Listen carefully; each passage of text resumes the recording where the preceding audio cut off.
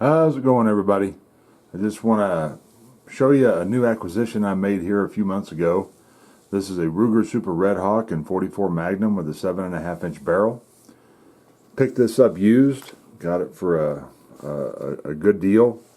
I really am kind of to the point where that's what I like to do, is try and find stuff used and pick it up at a good price. That isn't to say that all my stuff is going to be used, but that's what I really focus on today.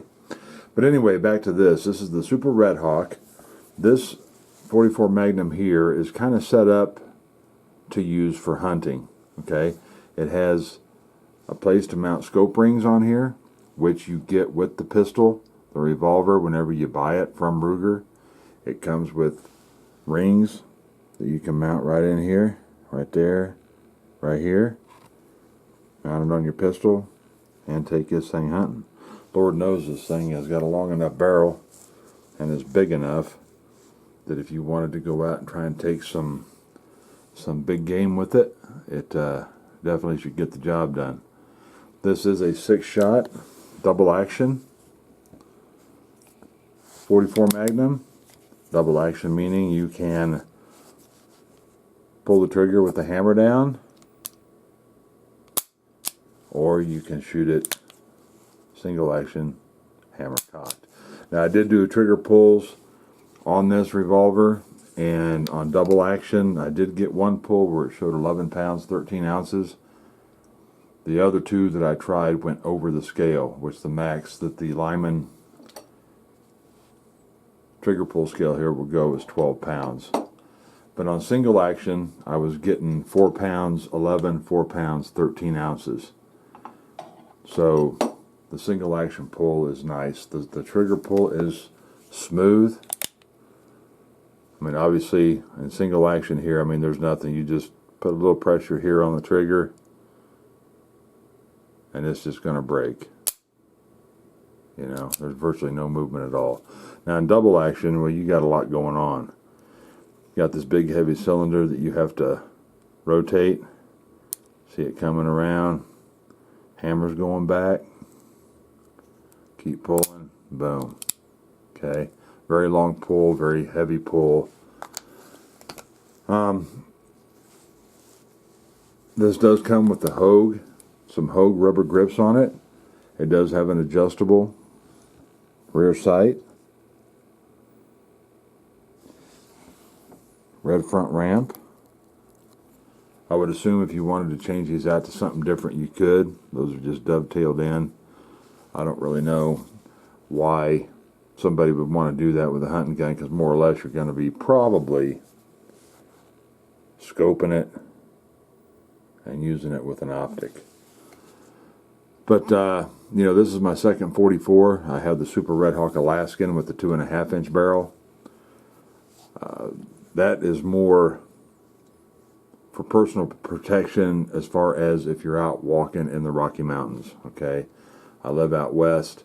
You could be out there. You could potentially come across, you know, a bear or something.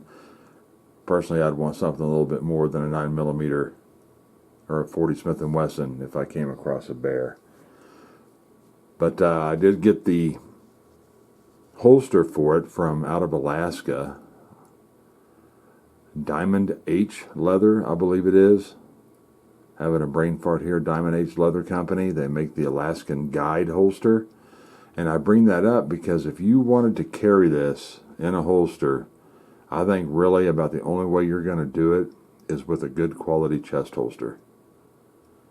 Okay, this gun is very long and it's very heavy. This gun weighs in at 54 ounces empty. No scope rings, no ammo. Just by itself is 54 ounces. That is a big, heavy revolver. But if you're willing to spend the money, you can order what they call the Alaskan Guide. It's a chest leather holster that you can get for these big revolvers, semi-autos. It's not just revolvers, but they make a quality leather chest holster designed to be worn on the outside of your coats, so the thing's out in the open and ready to go. Lord knows if you ran across a bear or something in the middle of the Alaskan wilderness and you're all bundled up because it's zero out, last thing you want to do is be trying to dig down to your revolver or to your firearm, period, to defend yourself. So they are designed to be worn on the outside. And having that in a chest rig, it really helps distribute the weight of such a large, heavy revolver. To be honest, most people I don't think would carry a revolver with this long of a barrel if they're going to be using it sheerly for protection against large wildlife. I think most people, if you want a barrel this long, you're going to be wanting to use it to big game hunt with it.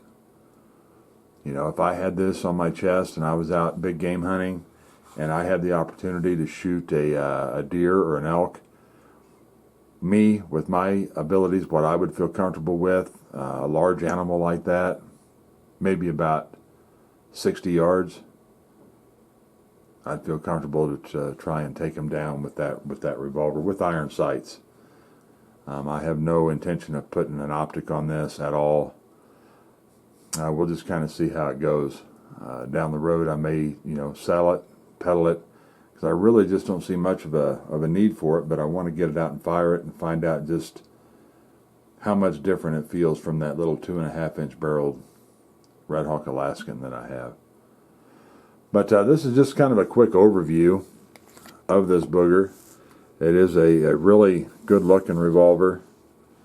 It's just a big one. Very, very big, very heavy. It's Ruger.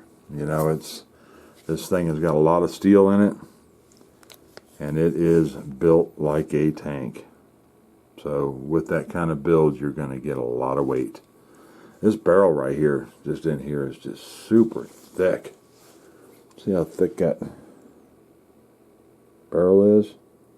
I mean, it's just a beast. That's just really all you can say about it. It's just a beast. But anyway, just kind of want to do a quick overview of this and show it off. I'm going to talk a little bit about something different here just real quick.